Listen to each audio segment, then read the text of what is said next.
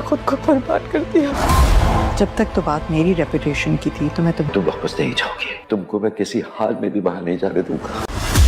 कितना मान था आपको मुझ पे। अब बात अली की रेपुटेशन तक आ गई। बस कर दो ईमान, बस कर दो। तुम्हें यूं बगैर बताए नहीं आना चाहिए था। तुम्हें कुछ अंदाजा भी है मैं कितना परेशान था?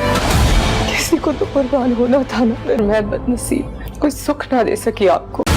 कोई अपने दुश्मन के साथ एक छत के नीचे रह सकता है। हमारी सब बदतमीजी और बेवकूफ़ी को बर्दाश्त करती रही।